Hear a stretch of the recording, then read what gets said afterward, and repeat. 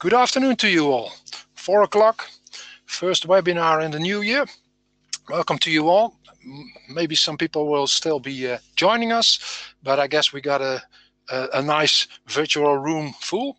Today, my second deep dive session on writing, or actually on automated tests, and this one I will be addressing writing tests. Previous ones I had been focusing on getting the standard test working, but we'll get into writing tests.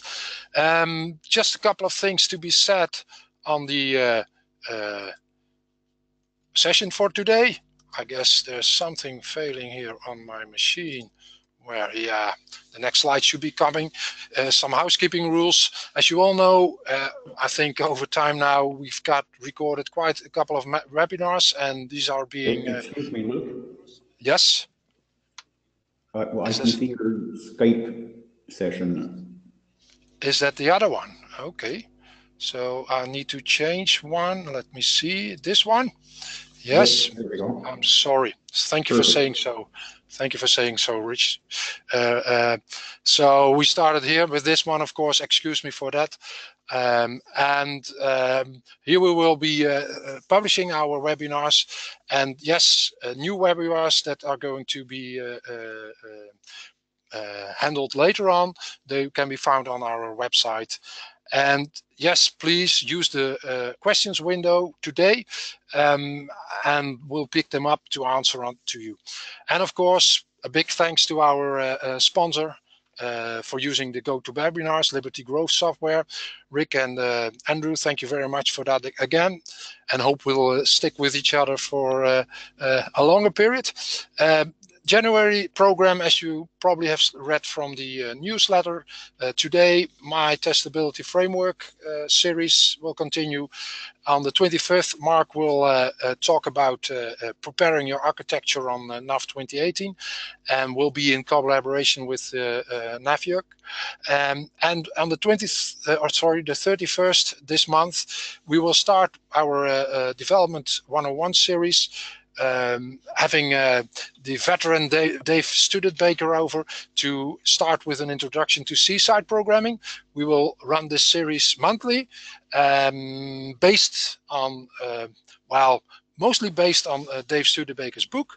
If you're interested, you read the newspaper. If you want to have a copy to be able to, in sync with the series, to do your own practices, feel free to contact us. But today, we will talk about Testability Framework, and this is what I called the deep dive part, and today we'll have it, the topic on writing your own automated test. Short introduction to myself if you haven't had it before, but my name is Luc van Vught. I'm here in the NAV world for quite a couple of years, and I'm in this world also, as you can see, 55 years already, happily married and busy with, yes, my family, my 3 beloved children and my wife. And of course, the NAV world, you could say, is my other marriage. Today, the goal for this webinar is to go into how to create automated tests, making use of this testability framework and of the standard libraries. We will be diving in a part of it, but well, let's see where we get. Shortly, the agenda. Of course, short, I want to point out why we do automated testing for those who stepped in the first time. I give a short resume on the testability framework. A major part, which I think makes a lot of sense when you're going to write tests, when you're going to test in general, but it's also when you're going to write and create automated tests, is the test design. Let's say based on that, we'll dive into a kind of hands-on. I will pick up some examples. I'm not going to pick up the challenge to code live, but I will use a couple of examples that I already created. And at the end, a couple of takeaways and specifically do's and don'ts on that. So why do we do automated testing? Actually, why do we do tests? Of course, is to check the quality of our application, of our code. And why do we want to have it automated is to run the tests in a highly frequent mode, in the sense of daily or even, let's say, hourly if we could. While manual testing is something which is quite a time-intensive thing, and well, it's very difficult to retest everything manually. And of course, what do you do with testing is that you want to show that functionality is working right. Automated test, of course, has to do with some delay. You will have to script, which is a time investment. And yes, new tests, new app code will need new tests, which takes some longer. So if you have a test collateral of automated tests, you will be able to test your existing functionality if it's still, whether it's still working or not. And when do you do this? Well, in short, each time your code is changed, and that's what comes around with automated testing. Something we, let's say, we do when we do manual testing, which we have been doing a long time and which many of us still do a lot and still needs to be happening. But part, and I hope a major part, can and will be taken over by automated tests. And each time you change your code, run them again to see whether anything that has been coded in your automated test to be tested is shown right, is not breaking because of your code change. Where should you start? That's always a question to be asked, or being asked to me. Where to start? Well, of course, when do you change code? When you fix bugs, or when you create new features, when you are going to refactor your code. And what are good instances or good code changes, good points in time to pick up automated testing, going to write automated tests, is, for example, bug fixes. They're often very restricted. It's not a big thing. It's a couple of things that needs to be fixed, and manually probably only a couple of things to be tested. Start writing your automated tests for them already. And of course, other situations could be start doing that when you have a business critical feature, something that has high impact on the business. Make sure that it works right. We all do our best that our code is high quality. But yes, if you have to make a choice, take this one. Business critical features, updating your code or creating new code and with that create your tests. So you can easily retest it while still developing, and later on, surely you have your test in place, and you can, by rerunning them, show that this business critical feature is still working like it is expected to be. Maybe a more general one, developing complex features where you have to do a lot of testing, and especially during development, if you need to rerun your tests often if you do a good test design, you know upfront you will have a big number of tests. You will have a big rerun of the test, a big number of reruns of the test, etc., etc. If you invest in automated testing during that development, it will already pay off during the development of the feature. And of course, it's something which always, somehow you could say hits me by surprise, which is of course not exactly that, but it feels like that.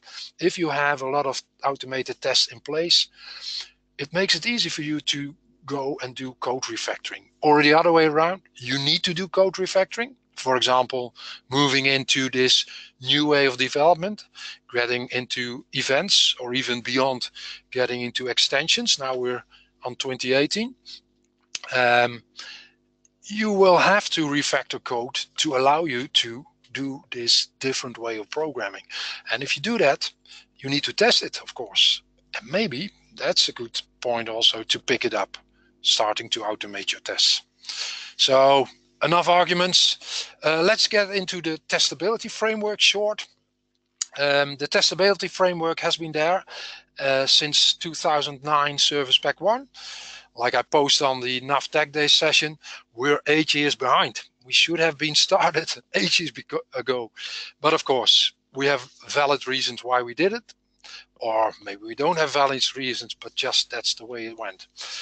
This testability framework, you need to realize that the main purpose of it is to test, to write tests that are going to are going to test the app code.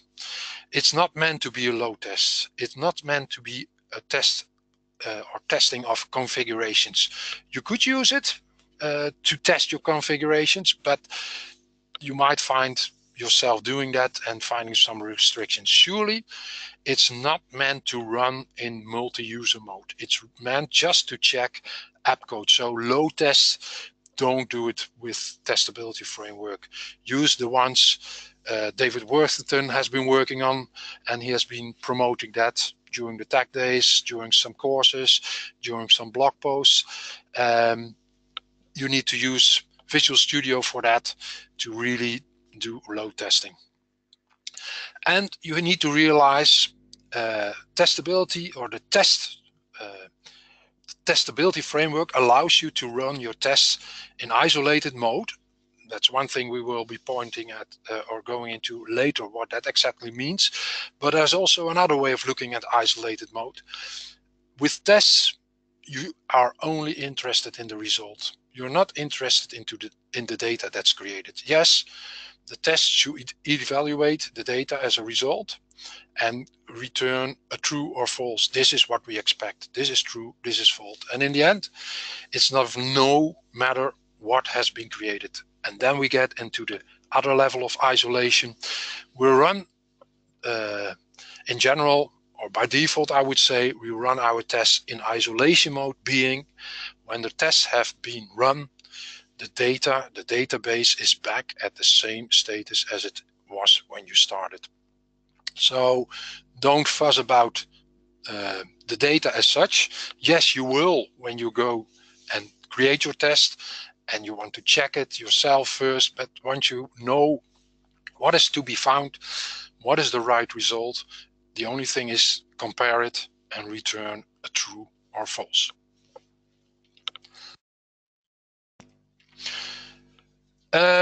In my previous workshops, previous webinars, previous presentations, I've talked about the testability framework on the technical side of what is part of it. And these are the 5, you could say, components or ingredients of the testability framework.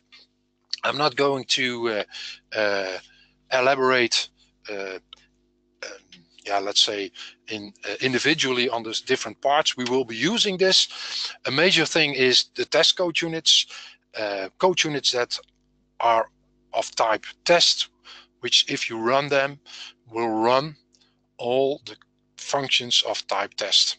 So test code units are typically different from normal code units, and each test function will give a result.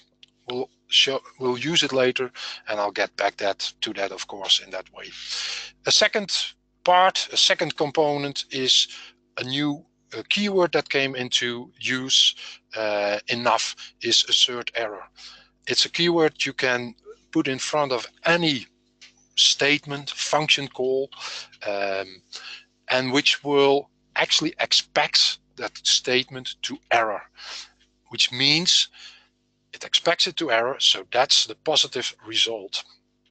We'll use that, and I'll show an example and elaborate a little bit more on that. The third part is tests. Automated tests are headless, meaning there's no UI, there is no UI interaction, and all should be handled by code. And of course, if you are going to, there's a mentioning that my audio is lost. I'm still on. I don't see. I hear from Rick that my audio is gone. I need to ask him. Okay, I'm back on for a moment. Sorry for that. I don't know where my audio got lost somehow, and it's always difficult for you as a speaker to get feedback on that, but thank you very much, Rick. So this test code unit, one component, assertError, second component, the component, the third one, the UI handlers. We need to handle UI. So if you are going to run a process, posting, for example, it will ask you, do you want to post? So this confirm needs to be handled by code. We'll look at an example for that, or a couple of examples actually. Fourth component of the testability framework is the test runner / test isolation.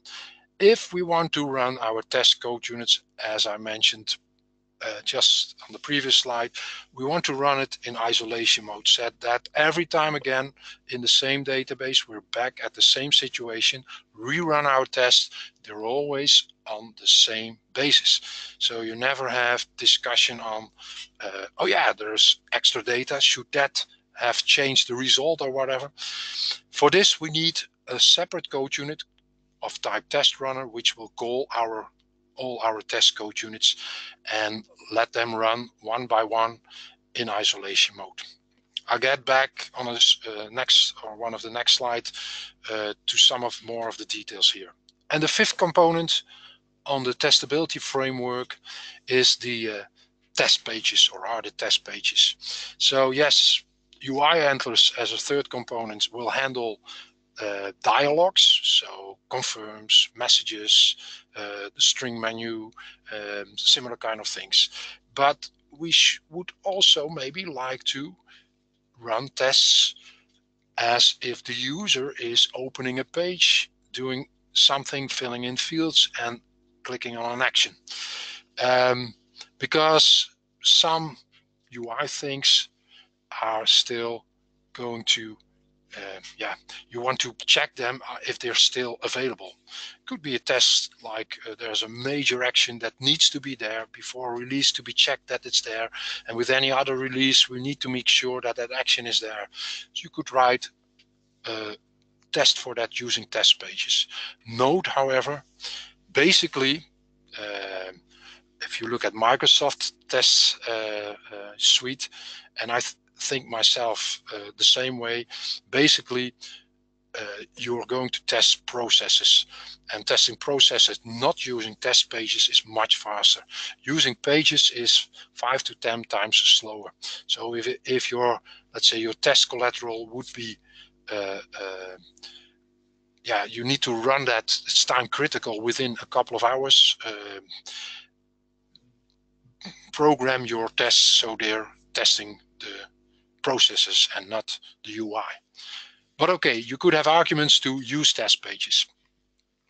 So let's have continue on this one, and let's talk first small about test design, because I think it's a major thing you should do.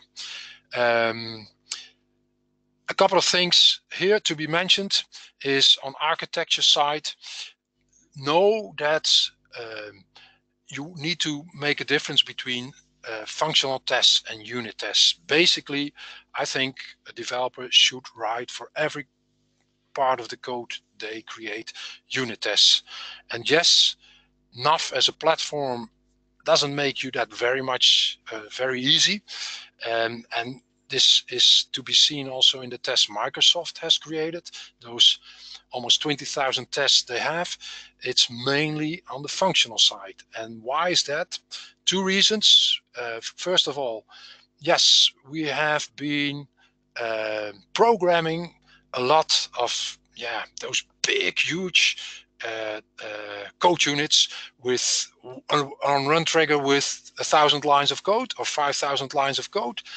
Yeah, that's hard to unit test, to test a single part, a unit within this 1,000 lines of code. So from tradition, you could say that a lot of our code can't be unit tested. It's one scenario, it's one big run through, and it's a scenario you're going to test. So it's more functional oriented.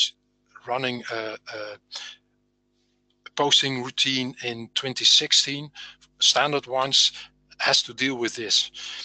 Luckily, in 2017, Microsoft has refactored Code Unit 80 and 90, maybe not from merge perspective, but from test and maintenance perspective.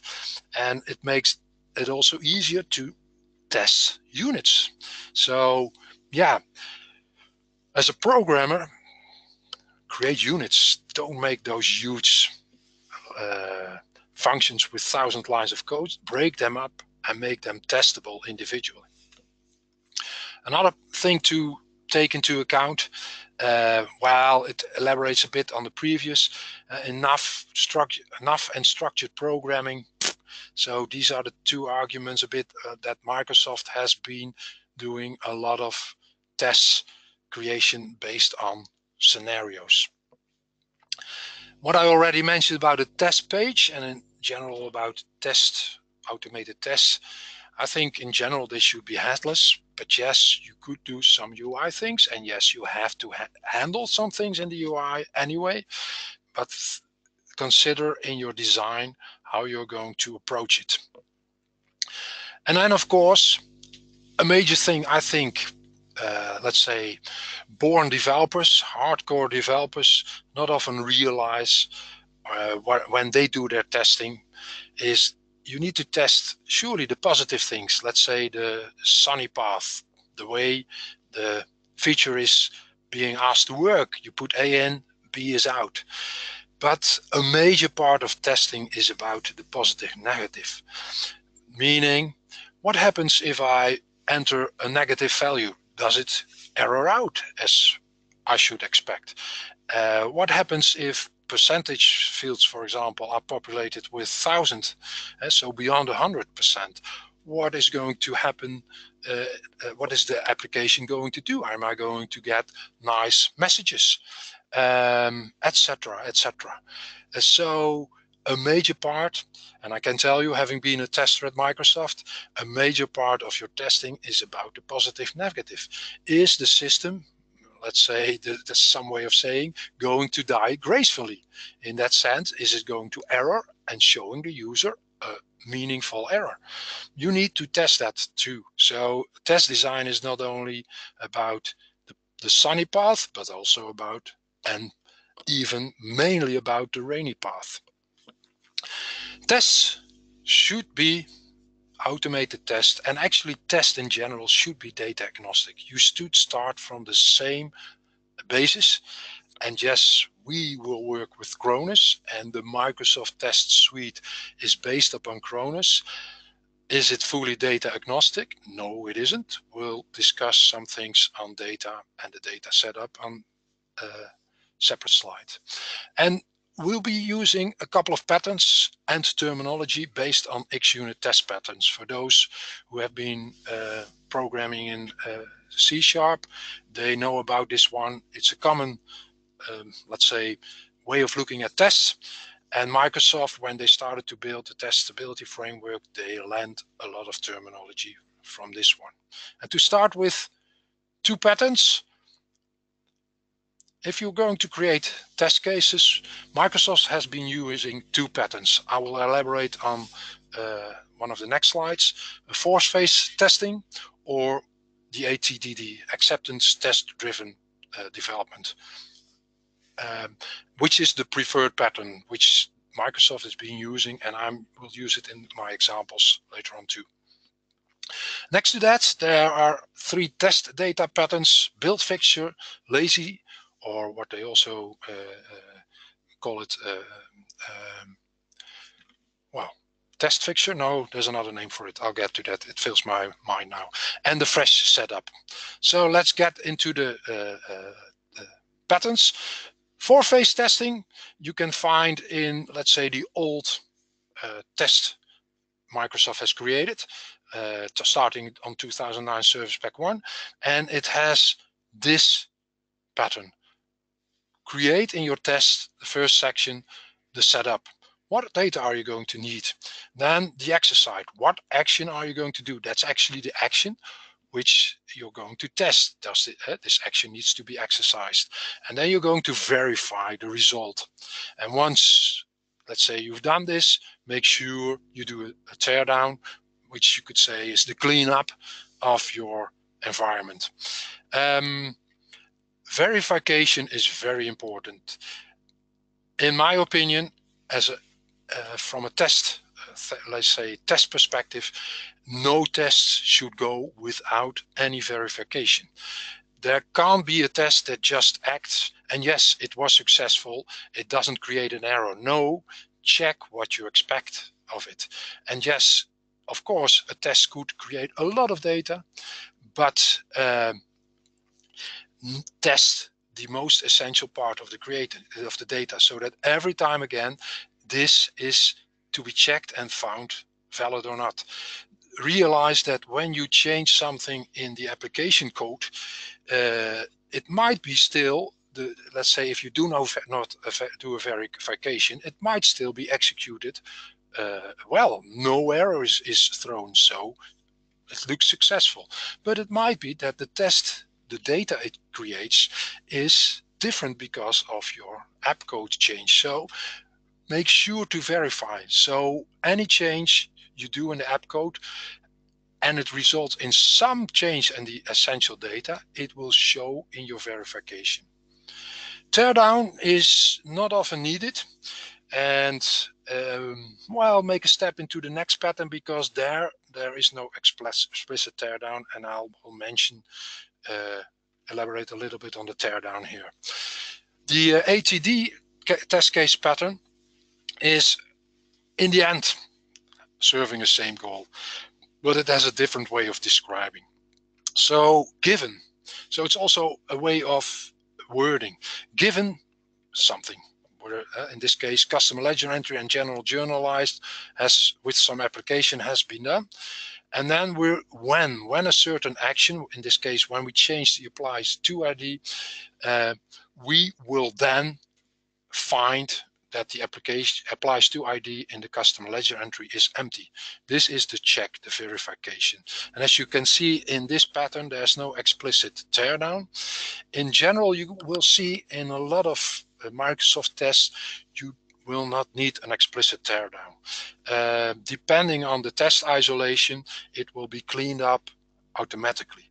But sometimes you still would like to do a specific teardown, and we'll see an example later.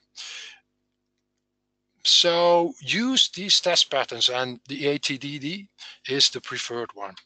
So that's the way you build up your tests, and we'll get back to that with some examples. But first, test data. And maybe the major part of doing tests is setting up the system with the right data. Either you do it manually, so if you do manual tests, or you do automated tests, you need to create what they call a test fixture. And there are three different levels of test fixture. One is called a pre-built fixture. And you could say in our setup, this is what Cronus is. Cronus entails, for example, chart of account. And are you going to create that anew? You might, but if you need a more complex one, you might not. So let's say Cronus is the pre-built text fixture. And yes, it is to Microsoft tests. And yes, quite some Microsoft tests are really depending on Cronus to be there.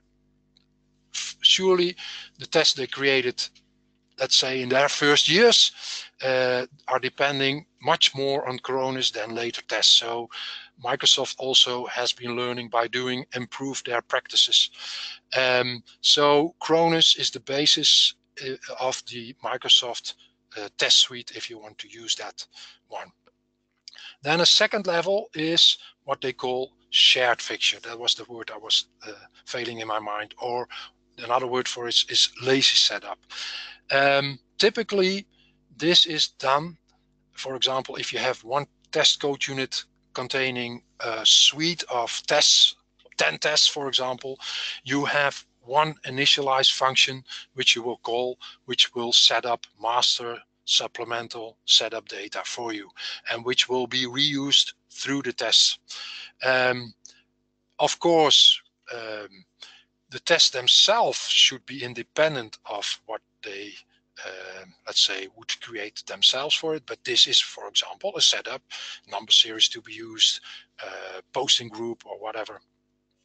And then the more specific and the third and last level is what they call fresh text fixture. So going from up to down, you could say getting from generic data into more specific data. And test specific data, if you take the example of these 3 lines of code, a business relation is going to be searched, and then based on that, there will be a company contact created for this specific test. Mainly what I will be using and want to be using is level 2 and 3. For my own tests, I preferably don't want to depend on Cronus. And actually, in the example I use, you will see that even at the second level, I will not use a lot of data. For those who have been in my sessions on getting Microsoft tests working, the second level is the most important part. As an example, or short perspective, we ran our the standard Microsoft tests on our code, on our own code. Let's say a little over 20% were successful, and by just concentrating on the lazy setup, the shared fixture, we could bring it up to 70% successful. And then later we brought it to 90% by focusing on fresh fixture and sometimes our extra shared fixture. Okay. All this is very important, but I think in the end, most important part of test design is a test plan. What are you going to test? I think it might work. I'm not saying it will not work. You sit down as a developer, we have some application code, and you sit down with your hands on the keyboard with a fresh code unit, and you start to write your tests. Well, I think you will or we all will in general, let's put it that way, end up with the most obvious tests, which is of course valid, but we need more. So you need to set up a test plan. And my way of working is to create this even before I'm going to write app code. So I need to think about what are the tests to be, or actually, if you relate it to use cases, it's the user scenarios you're going to use. And yes, for a good requirement, you need quite a number of user scenarios to be able to test it and program it. And just review this before you start even programming and testing it to get agreement, to be sure that this will cover all scenarios. And of course, there's always a difference between 80 and 100% or whatever, but that all essential scenarios. And so a test plan for me can be very minimalistic. I don't know among you who are testers, have been testing, or are into test theory. This whole thing of test design, test plan, test case, etc. It is a huge profession, you could say. But let's approach it in a minimalistic way. What do I need? Excel. And in Excel, I will identify the different areas. And this is an example based on a case I used during my training, the seminar registration case. And I've set up using Excel. And let's go to my Excel sheet here to show you. I've set up a simple Excel sheet going through different areas, sub areas, and then I just set up a number of test cases with some notes. Okay. There is a question already here. I haven't seen that one yet, but let me have a look. I don't think this is recommended from Martin Baumgarten. It's more a remark. I don't know what you say this, Martin. So if you could type some more as a question, I can answer the question. So you might disagree with me, but I don't know with what you do disagree. But if you type that one, I will elaborate on that. So maybe you disagree with it, but nevertheless, I continue with this part. If you want to start, so pick up an Excel sheet and create your test like this. Not if you want to, but that's what I want to recommend to you all. Okay, your remark is on a shared fixture. I'll get back to that later. Let me continue on this one first. So I think before you even start, make sure you have a plan. What tests are you going to need? And so what tests are you going to code? Based on this plan, I started to create some tests. I haven't finished doing that for this case. Yes, it's quite elaborative, time investment needed. But let me show you a couple of examples. And maybe then, Martin, I will also, during the examples, get to your remark on the shared fixture. Let me first go into the tool to show you the situation, what I will be using. Of course, in the end, the goal would be to run your tests automatically every night, and that's what we do. But going into the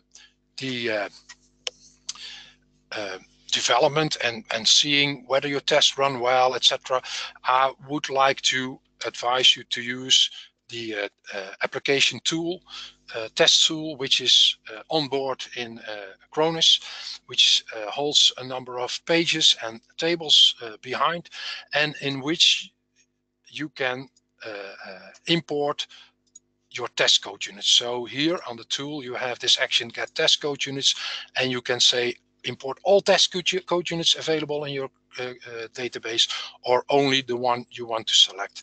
And as you can see, I already selected a couple, and I've already run them, and they have been successful. By the way, for the ones I'm going to discuss with you, I created a separate test suite or batch here, and I've created a couple of examples. There's one to be added to it, which I did create a new here. Let me see. I will refresh everything. So we will run that and see the result of that. In short, the test tool, yes, it's standard. Use it. Yes, we have created using PowerShell and the Windows Task Scheduler a queue where we will run all the tests, not using the tool, but just using a test runner and using all the test code units that are in a batch already, which we have set up and which we will execute every night, every day again. But this shows you the demo on the test tool. Let's go into test fixture, and then Martin, I'll try to address your question, which was, if I read it out loud, shared fixture limits running tests on there individually. They only work when the whole test run code unit is run. I don't agree, but I'll show you and see if you get the point what I mean. But yes, shared fixture, there is a limit in the sense, surely if you have a shared fixture and there is a somehow your test is going to change that shared fixture, then your next test might fail, or you need to take that into account. So shared fixture, I think, Martin, if I read it like that, that we both agree the ideal is that you only have fresh fixture. But yes, it makes sense to some point to make the work somewhat faster, and also creating data somewhat faster, to have shared fixtures. So you will see in my example that my shared fixture is a very small one anyway. So this one is going to address that using shared and fresh fixture. So I have a small example here in my database, and I will zoom in and out where needed. Setting up my tests, let me first discuss the scenario. I've created a test that will check that when I delete a seminar, that the comment lines are deleted. It's a simple scenario, and some might say, do we need to test it? Well, I think in the end, this is some kind of unit test. It also needs to be tested. And I can tell you as a tester, this is typically where I could catch my developers on. Checking when I delete master data, whether the associated supplementary data is also deleted. I came into situations too often that it wasn't, or filters were set wrongly and that too much was deleted. So yes, I personally think this should be tested. So the scenario here is we're going to create a seminar given. Yeah, so that's the first part of my pattern. Given a seminar with comment lines, deleting the seminar, I need to verify that the linked comment lines have been deleted. So what do I do here? And from the perspective of the test fixture, I have a function called initialize, and this function will initialize my environment. Yeah, so this is what is called the shared fixture. So it's going to initialize things. In that sense, you could say it could be individually for this test, but the way Microsoft is using it and setting it up, and that's the way I'm going to use it, is this way. I have this function initialize, and it will only run once.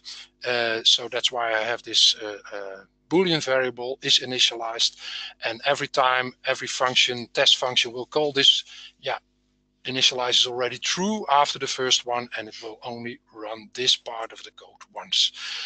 I've created a library like Microsoft does for their standard functions for creating data, and I have a function here, initialize. And what does it do?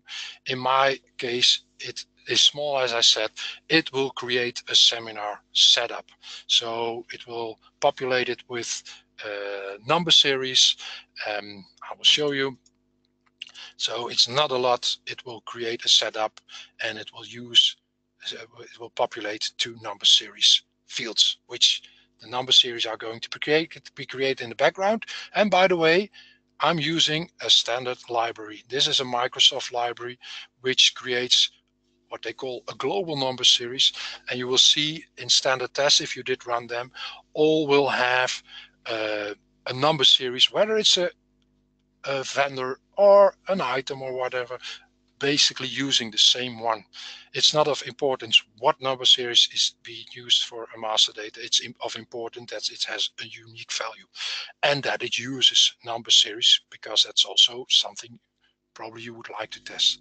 So this is my shared fixture. I only have in this example file, this code unit, 1 test, but it's taken out of another code unit where I have multiple tests calling this same initialize function.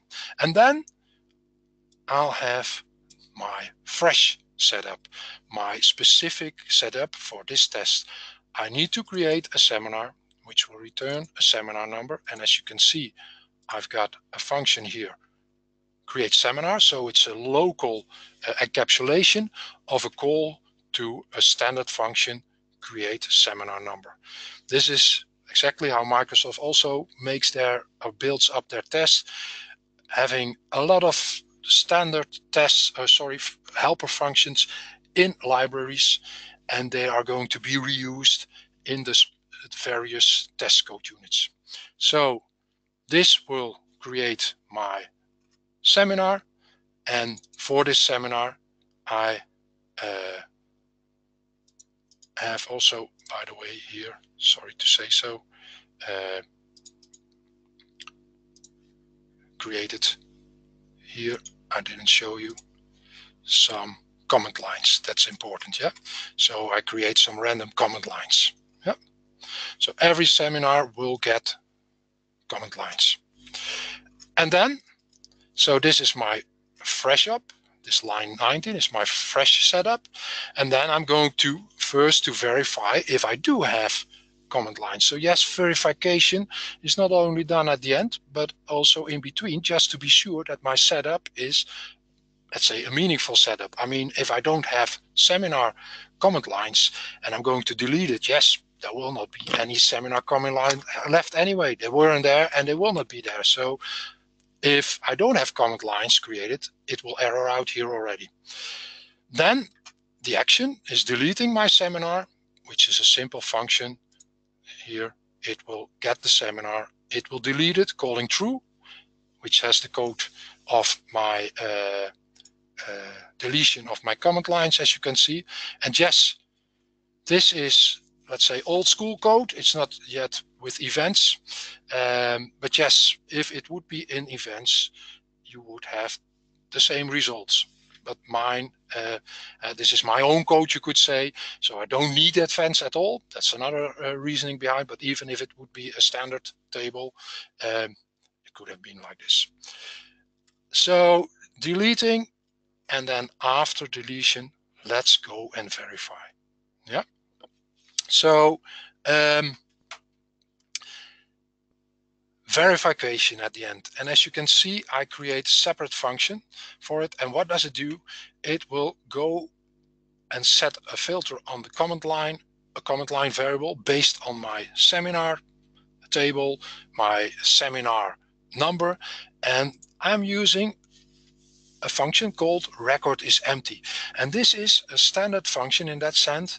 It is defined by Microsoft in their assert library. And this is a very useful, important library for you when you're going to create tests. It contains a lot of checks.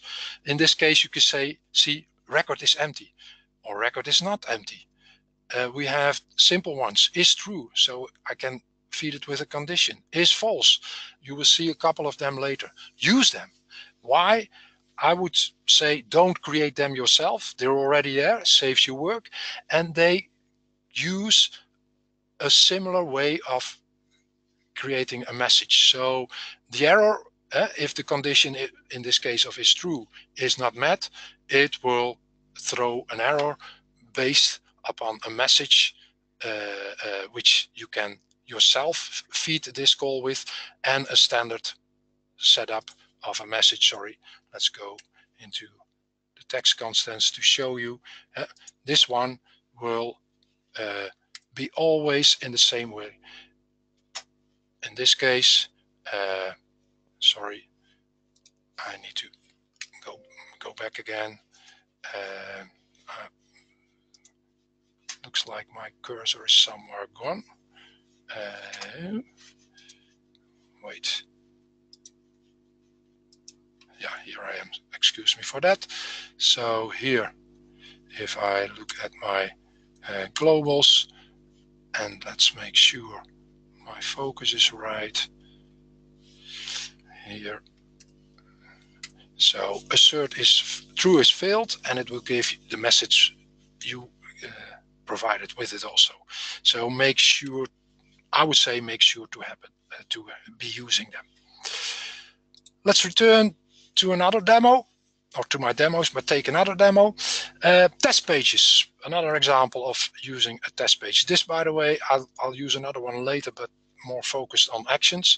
Here I have a function insert record on open page with a seminar setup. So I want to be sure that when I when I open the seminar setup page, that a record is going to be created. Yeah, we all know if you have a setup table, you have a setup page, and on the open page, we have code that creates a new record.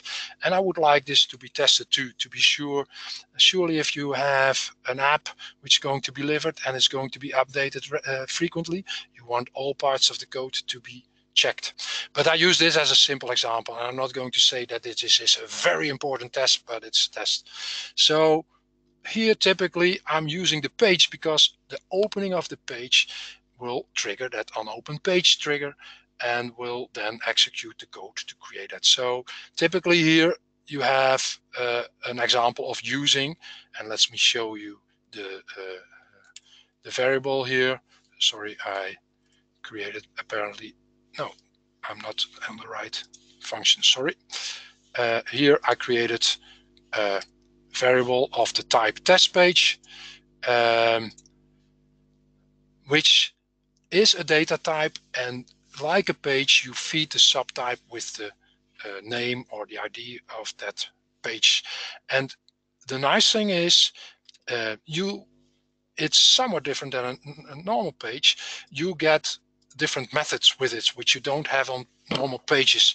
So in this case, as you can see, seminar setup open in view mode. You have also open edit. And after that, we can close it again. In the test, by the way, you can see I did add a teardown. Why? Well, we didn't discuss that one yet, but you can put different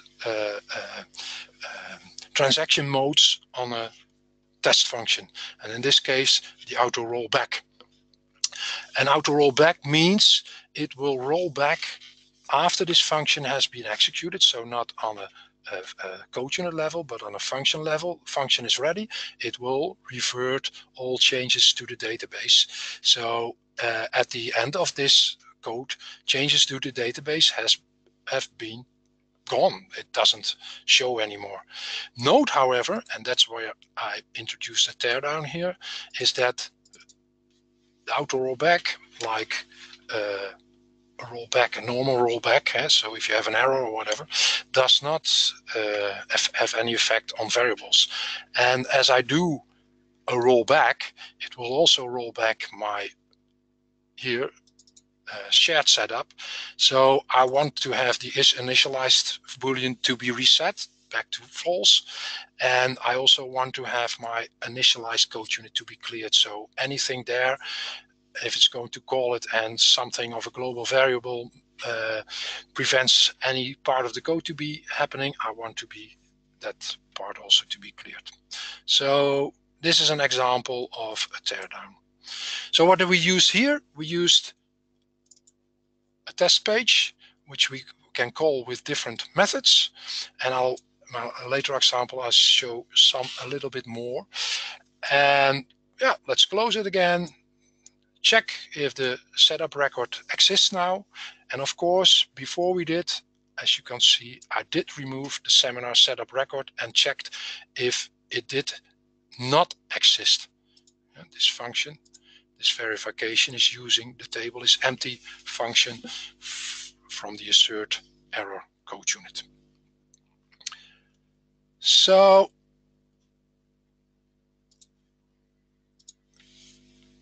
showed you in an examples some things on shared fixture and fresh fixture. Of course, I showed you also the pattern we use. So given, when, then. In this example, I showed you in a small example the use of a test page, and also that we needed here a teardown. So we had this auto rollback thing, which would roll back everything in the database, but didn't reset my variables. On this test isolation, a couple of things to be mentioned. The test runner, the code unit that will eventually run our test code units, has 3 levels. Standard, disabled, which actually is not an isolation. Everything that is going to be run will create data, of course, and those will not be rolled back. There is no rollback at the end. If you want to run it in isolation mode, you have 2 choices to be made in the test runner. You do it at the level of the code unit. So there's this test isolation property. You set it to code unit. It will roll back after the execution of every code unit. Or if you want to do it after each function, you could set test isolation to function. It will roll back everything after each function, which means that each function is back when it started on the same basis as the previous function is rolled. But of course, this might mean some more overhead. Rolling back takes some time, so it could be that your tests are, the test run is taking longer. At the function, you also have a transaction model. There is this auto commit, auto rollback, or none, which means auto commit, that's the default one. Any commit will be executed, and any error handling will be done, so a rollback will be happening back to the last commit. So any test code functions as normal code. However, on the left side, the test runner isolation is a kind of a balloon around it, which makes it run outside or in its own environment. So auto commit level on the test function is in this balloon. Anything that is committed, whatever, during this run in this balloon, if you set test isolation to code unit or function, will be rollbacked once the test runner has finished a function or a code unit. Auto rollback, that was the example I showed you, makes it possible to roll back a function defined from the function level. However, note that any commit in this function will fail. And actually you could say that auto rollback is used within for page running. Yeah, I think the note here down under none is something screwed up. It's related also to the auto rollback thing. Let's move on. Another example I wanted to show you is on the use of assertError, and I think we'll, before we finish, be a little bit around the hour, and I hope that fits you all well. A simple one, and let's not spend too much time with it. We have this same structure, of course, and please use that. Doing some workshop, typically a couple of developers, like let's say we all developers tend to do, dive into a code unit, start writing our code and do it ourselves, find out, but stick to the structure. It's important for testing. We have a shared fixture here. We have a specific, so fresh fixture, and here we have the execution. And this test should test that when I delete a seminar registration, which is a document, and has not the status cancelled, it should not be able to be deleted. So it should throw an error as a test field, checking whether the status is equal to cancelled. And if not, it's throwing an error. So this should expect an error. That's why assertError. It will then not error out as a function. It will error, but not error out that it stops the function.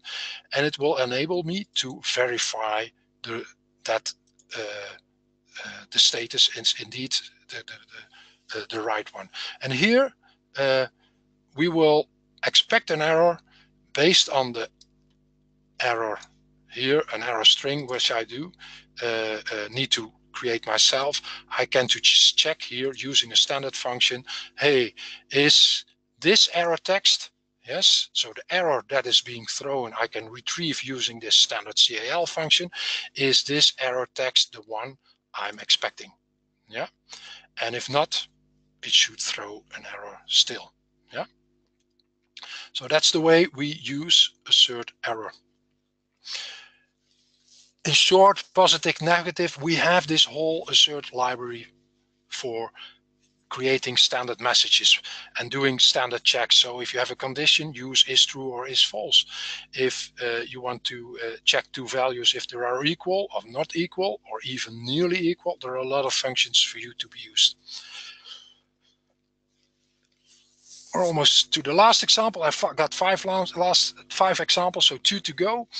One example of using a page action. So I'm going to use a page, but doing somewhat more than in the previous example. And this test is about creating, wait, there's something lost here. Okay, I'm going to pick it up from this one here. Excuse me, I thought I put it in that file, but it's gone. I want to post a journal line, and I want to see that it's successful. So if you all know NAV well enough, if you're going to post a journal, it will ask you first, do you want to post? Yes or no? And at the end, if the lines have been posted, it will show you a message saying the journal lines were successfully posted. So what I need to do, of course, I've got my my shared fixture, my lazy setup. I need to set up some journal line, so I need to open my journal line page. I'm going to create in that page a number of fields, or one line with a number of fields. And this is my test page, and I've got the fields to my availability, and I can set them their values. So that's also typically a method of a test page setting their values. Once I've got that set, I'm going to push the button here. I'm going to invoke the post action. However, excuse me, Luke, we are yes, just past the top of the hour. Yes, I need a couple of minutes more. Okay, go for it. I'll take 5 minutes, and within 5 minutes we're finished. So we're going to post the journal line by calling the action post, which has a method invoke.